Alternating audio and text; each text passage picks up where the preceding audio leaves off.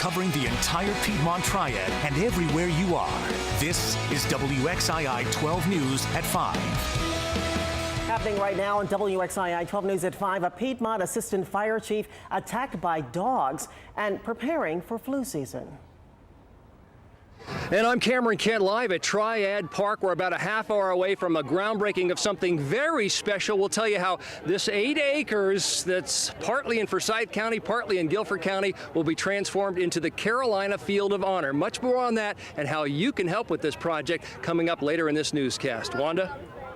Thanks, Cam. Not everyone in the Piedmont is seeing rain today. Some folks are seeing too much, though. Chief Meteorologist Laney Pope is keeping an eye on some storms tonight. So what's the latest, Laney? Well, we've got a lot of clouds out there. We have had a few hit and miss showers, but we've got some very heavy rain that is over parts of Surry County, western Forsyth County. You're looking at Mount Airy right now with wet streets, and just issued in Surry County a flood advisory that is going to be out until 7:45 this evening. Since about 4 o'clock this afternoon, parts of Surry County have seen anywhere between 1 to 2 inches of rain, so that flood advisory is out until 7:45 for Mount Airy, Dobson, Bottom, White Plains, and Level Cross. Remember, small streams and low-lying areas susceptible to flooding. You can watch the pattern here coming down off the mountains. Now, if you're in the eastern part of the Triad, it'll be dry this evening for the most part. Our best chances of rain are in the west, where we are seeing the very heavy rains, and occasionally we've had some lightning too. Just south of Mount Airy toward Dobson, we're getting another batch pushing in, also coming down through Pilot Mountain and King. A couple of flashes of lightning right now around Clemens. Elsewhere, it's just heavy rain that is pushing south into Davidson County. So you can see even a shower popping up near Lexington, in the northeastern part of Wilkes County, Carroll County, and the community of Galax, all seeing rain right now. Here's what you can expect for this evening. Showers mainly west with isolated thunder, some pockets of heavy rain. Overnight, though, plenty of clouds, less coverage of rain, but still a few spotty showers around. A Piedmont assistant fire chief remains in the hospital tonight after he was attacked by dogs. It happened Wednesday in the Danbury community of Stokes County. Rob Wu has a story all new at 5 o'clock. Bobby Jones is still in the hospital recovering from those serious injuries. Those who know him well tell us he's a dog lover. He even started the K9 unit here at the Danbury Volunteer Fire Department. That's why they're so baffled about this attack. It was shortly after 8 p.m. when 3 Labrador retrievers owned by a member of Jones's extended family inexplicably went after him, not far from his house where he'd been hunting. Just shocked. Couldn't believe that with his knowledge of dogs and animals, it was shocking that that was what happened to him. Jones is still at Wake Forest Baptist Medical Center. A family member tells us he's been on a respirator. He's already had surgery and more likely on the way due to extensive injuries. A volunteer firefighter for more than 2 decades, he's described as a happy-go-lucky person, someone you can always count on. The department holding a fundraiser tonight to help the family offset some costs. For him at his age and the out work that he's done for the community makes it just that much harder. He has been an asset to our community. The 3 dogs were surrendered to Stokes County Animal Control and will be euthanized. I'm Rob Wu, WXII 12 News. The Burgers and Hot Dogs fundraiser is scheduled for 7:30 tonight at the fire department. In Winston-Salem, 2 people face charges in connection with a series of break-ins in the Ardmore neighborhood. Winston-Salem police have arrested 35-year-old Jamar Pegues and 17-year-old Romel Watkins in the string of break-ins, and we're told more charges are pending. Anyone with information on the break-ins is asked to call Winston-Salem Crime Stoppers at 727-2800. Well, it's that time of year again. Health officials in the Triad want to make sure you get that flu shot. Margaret Johnson is live in the newsroom with more on what you need to know. Well, good evening to you. The shots are already available in some doctor's offices to the neighborhood drugstore, like Marley Drug in Winston-Salem. The pharmacy ordered 300 doses and has already given out a few. Across the country last flu season, the Centers for Disease Control tracked the highest number of hospitalizations for the flu since 2006. Most of them were people over 65. 161 children also died. That's why local officials are encouraging flu shots for everyone. Allison Van Noy plans to heed the warning by getting shots for herself and 2 children, 6 and 4. I had a cold a few years ago that had a fever with it, and it absolutely sapped me. And it feels horrible for me, so I can't imagine the pain and the suffering that it would cause the little ones, even just to touch the flu. So we want to stay as far away from that as we can. The flu is one of the most preventable, contagious illnesses that we come across every year. And as you said, the numbers do support that a lot of people get really sick, and we do get a lot of people dying, including young children, every year. So in terms of morbidity and mortality, it is one of the most preventable conditions that we have with just a simple inoculation.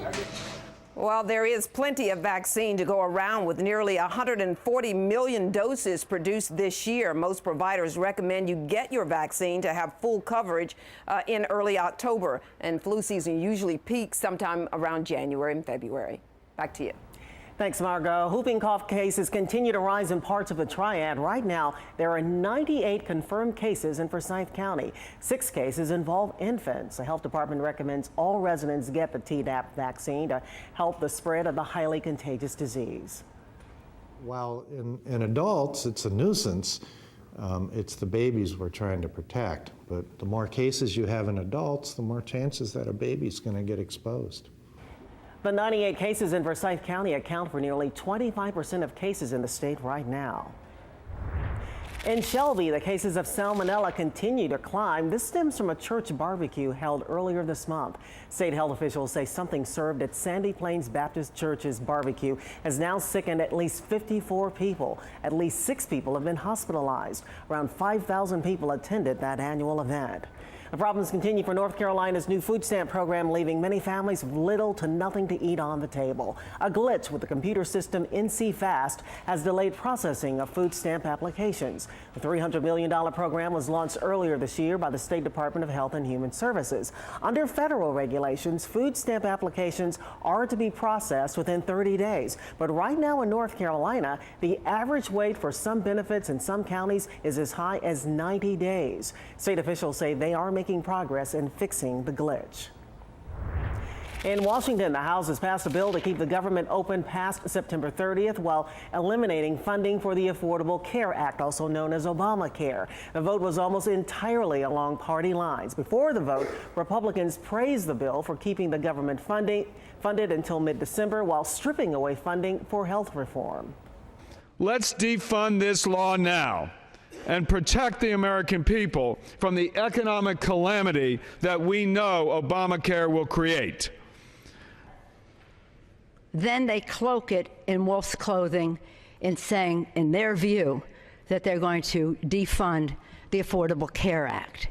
And you know what that's about? That's simply about putting their friends, the insurance companies, back in charge in medical decisions for your families. Legislation now goes to the Senate, where analysts say it has no chance of passing. The unemployment rate in North Carolina has dropped. It now stands at 8.7%, down from 8.9% in July. The national unemployment rate is 7.3%. Data shows in North Carolina the number of employed people actually fell by almost 3,600 workers between July and August. The number of unemployed also fell by 8,700 people. 120 jobs are coming to Danville, Virginia. North American Mold Technology plans to invest more than $4 million in a manufacturing plant. The company produces and refurbishes molds used in tires. No word on when that company plans to break ground. Tonight, all the men police believe were involved in a North Carolina kidnapping and murder earlier this month are in custody. 21-year-old Joseph Haskins was arrested yesterday during a traffic stop in Fayetteville. He, along with 4 others, are charged in the September 1st murder of 27-year-old Errol Williams of Rockingham. Police say he was kidnapped at a gas station, then shot to death when he tried to run. More shooting violence out of Chicago last night. Several people were injured at a park, including a 3-year-old boy. Deontay Howard was one of 13 people hurt at Cornell Square Park on the city's south side. A relative says he's doing okay after being shot in the face. He's sedated and will need plastic surgery. She made an emotional plea to stop the violence.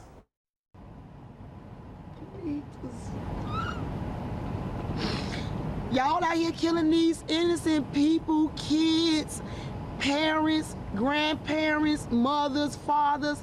It got to stop. Y'all need to stop. Like, seriously. Police say they believe the shooting is gang-related.